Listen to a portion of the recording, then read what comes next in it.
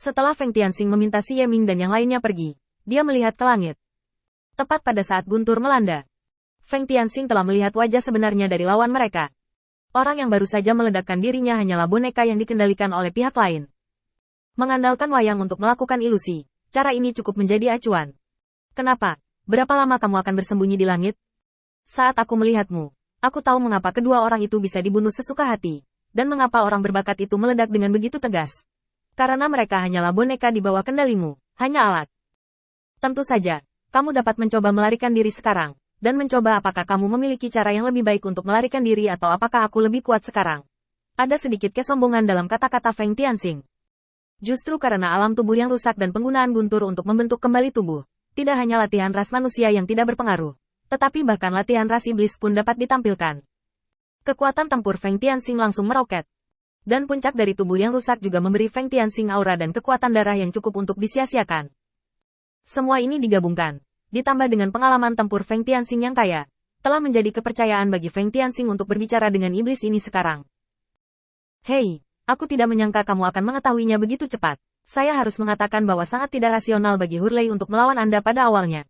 Feng Tianxing mengangguk dalam diam. Beri kamu 2 napas lagi, kamu bisa keluar sendiri, atau aku akan memanggilmu keluar. Lawan tertawa terbahak-bahak. Tentu saja aku keluar sendiri. Untuk lawan sekuatmu, aku harus memberimu rasa hormat.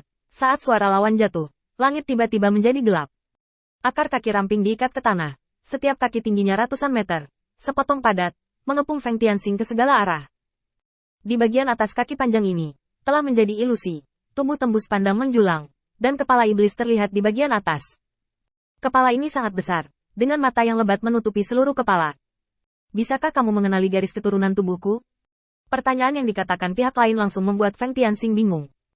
Feng Tianxing telah mengetahui tentang 12 garis keturunan dari ras iblis kuno, tetapi tidak termasuk garis keturunan yang melakukan ilusi. Ras iblis selalu menjadi ras yang ingin bertarung langsung, dan bahkan garis keturunan batu giok beracun Feng Tianxing memiliki sarana konfrontasi langsung, dan tidak secara membabi buta menggunakan cara yang lebih rendah. Setan di depannya, dengan tubuh besar dan gerakan lambat, jelas tidak memiliki semua faktor dalam arus utama darah iblis. Oleh karena itu, Feng Tianxing menggelengkan kepalanya dengan tegas. Aku tidak tahu, setan itu menghela nafas. Jadi kamu juga tidak tahu. Saat dia berbicara, tiba-tiba ada rasa sakit yang menggelitik di dada Feng Tianxing, dan ketika dia melihat ke bawah, taji tulang yang tajam menembus dadanya dari punggungnya. Feng Tianxing ingin mengangkat tangannya, tetapi tubuhnya tidak bisa bergerak sama sekali.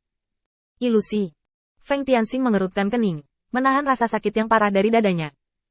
Setan di atas kepalanya tiba-tiba tertawa, dan tawa suram menyebar ke seluruh dunia. Tidak, itu kekuatan garis keturunanku. Setelah mengatakan itu, mata Demon Rache berputar. Apakah kamu tahu namaku? Feng Tianxing mengerutkan kening. Jelas, metode pihak lain ada di antara pertanyaan dan jawaban, yang sungguh aneh. Secara khusus, dia tidak mengetahui informasi apapun tentang lawan. Selama lawan memiliki pertanyaan, dia hanya bisa terus menderita karena metode ini. Sekarang, meski dadaku tertusuk, tidak ada efek lain selain rasa sakit. Dengan kata lain, semua kerusakan pada metode ini dilakukan setelah selesai. Jika Anda menjawab terlalu banyak pertanyaan yang salah, lukanya akan terlalu parah. Bahkan para dewa pun akan sulit diselamatkan. Harus mencari cara untuk memecahkannya terlebih dahulu. Aku tidak tahu. Duri lain menembus dada Feng Tianxing. Rasa sakit melanda, tetapi Feng Tianxing menyeringai. Kamu tahu sudah berapa tahun aku hidup? Setan-setan itu tertawa. Feng Tianxing, apakah kamu bingung? Aku tidak tahu sudah berapa tahun kamu hidup. Bahkan jika saya tidak tahu, saya punya banyak cara untuk menilai usia Anda, Del. Pertanyaan Anda tidak akan sesederhana itu. Setan-setan itu terdiam lama. Berdasarkan pengetahuannya tentang Feng Tianxing, dia dapat menilai bahwa pihak lain tidak dapat melakukan hal bodoh seperti itu. Dia sangat pintar, lebih pintar dari kebanyakan iblis. Dan saat ini, sebagian besar iblis akan memperdagangkan rahasia yang hanya mereka ketahui dengan imbalan waktu. Perilaku abnormal Feng Tianxing tidak boleh sesederhana itu. Kamu tidak tahu. Ya, aku juga tidak tahu. Feng Tianxing mengangkat kepalanya, dengan sedikit cahaya di matanya.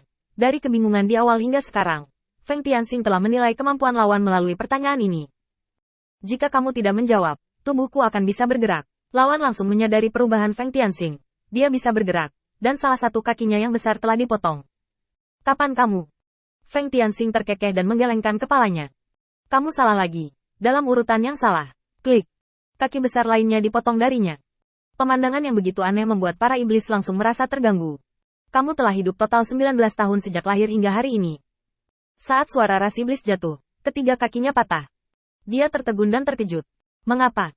Menurut akal sehat, bahkan jika Anda menjawab pertanyaan yang salah, Anda hanya akan mematahkan satu kaki. Bagaimana Anda bisa tiba-tiba mematahkan tiga kaki?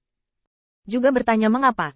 Tiba-tiba, dia melihat tubuh Feng Tianxing, dan wajahnya tiba-tiba panik. Ilusi. Feng Tianxing tersenyum ringan. Ya, itu benar.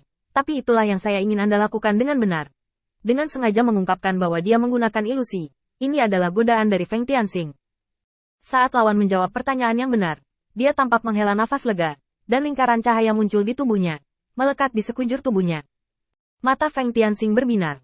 Sepertinya solusi yang tepat adalah menjawab dengan benar. Lalu tempat ini akan rusak, kan?